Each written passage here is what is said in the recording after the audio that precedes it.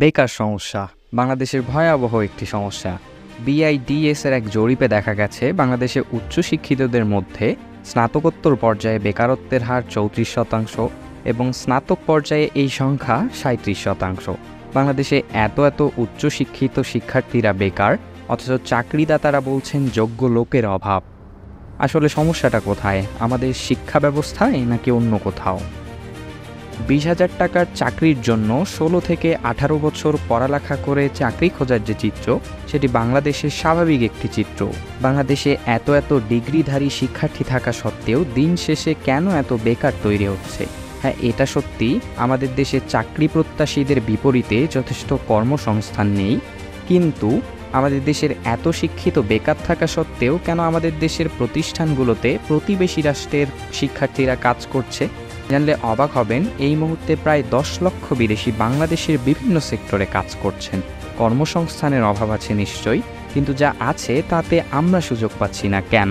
এ ব্যাপারে আলোচনার ক্ষেত্রে বলতে চাই, বাংলাদেশের শিক্ষা ব্যবস্থা নিয়ে একটু ঘাটাঘাটি করলেই আপনারা জানতে পারবেন এখানে বাংলা মিডিয়াম আছে, ইংলিশ মিডিয়াম আছে, ক্যাডেট কারিকুলাম আছে, আবার রয়েছে ধর্মীয় আদর্শে তৈরি মাদ্রাসা ব্যবস্থা, উন্মুক্ত বিশ্ববিদ্যালয়, সেই সাথে ভোকেশনাল সিস্টেম।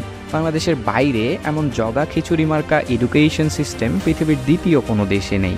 বিশ্বব্যাংকের এক রিপোর্টে দেখা গেছে আমাদের দেশে 11 বছরে একটি শিশু যা শেখে তা বিশ্বমানে 4.5 বছরে শেখার সমান। অর্থাৎ বিশ্বমানের শিক্ষা থেকে আমাদের শিক্ষা ব্যবস্থা কয়েক বছর পিছিয়ে। এর অন্যতম কারণ আমাদের দেশের শিক্ষকদের শেখানোর জায়গায় প্রচুর ঘাটতি রয়েছে। আবার সবাই যে শিক্ষিত শিক্ষক এমনটাও নয়। আমাদের দেশের শিক্ষা ব্যবস্থায় শিক্ষক নিয়োগ অনেকটাই রাজনীতি কেন্দ্রিক। এক প্রতিবেদনে বলা হয় বাংলাদেশের 37% শিক্ষক পাঠদানের জন্য গাইড বইয়ের উপর নির্ভরশীল। অর্থাৎ দেশের 37% শিক্ষকের নিজস্ব কোনো ক্যাপাবিলিটিই নেই আমাদের শিক্ষার্থীদের পাঠদানের। এছাড়াও বাংলাদেশের এই শিক্ষা ব্যবস্থায় যা শেখানো হয় সেটা চাকরি জীবনে খুব একটা কাজে লাগে না।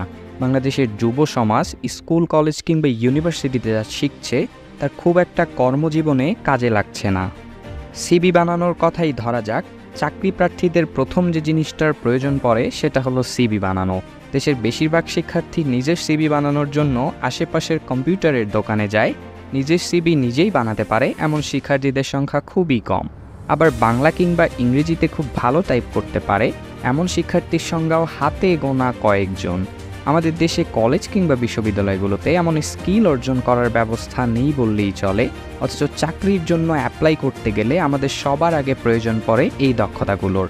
একইভাবে ভালো প্রেজেন্টেশন বানানো, মাইক্রোসফট ওয়ার্ড বা এক্সেলের কাজ কিংবা গুছিয়ে ইমেল লেখা, এই বিষয়গুলো আমাদের পাঠ্যসূচির অন্তর্ভুক্ত নয়, কিন্তু চাকরি জীবনে সবচেয়ে বেশি প্রয়োজন পড়ে এই দক্ষতাগুলোর, যা প্রাতিষ্ঠানিকভাবে আমাদেরকে শেখানো হয় না, আমাদের শিখতে হয় প্রাতিষ্ঠানিক শিক্ষার বাইরে গিয়ে। এতক্ষণ পর্যন্ত যা জানলাম তা থেকে এটা স্পষ্ট, আমাদের দেশের একাডেমিক শিক্ষার সাথে চাকরির তেমন বিশেষ কোনো সম্পর্ক নেই। আমাদের দেশে এত শিক্ষিত বেকার তৈরির একমাত্র কারণ আমাদের দেশের এই শিক্ষা ব্যবস্থা। আমাদের দেশের শিক্ষা ব্যবস্থা অনেকাংশেই নিম্নমানের। আমাদের দেশের সবচেয়ে বেশি প্রয়োজন যে পরিবর্তনটির, সেটি হলো দেশের শিক্ষা ব্যবস্থা। একটি দেশের উন্নত শিক্ষা ব্যবস্থা পারে দেশ ও জাতির উন্নতি করতে।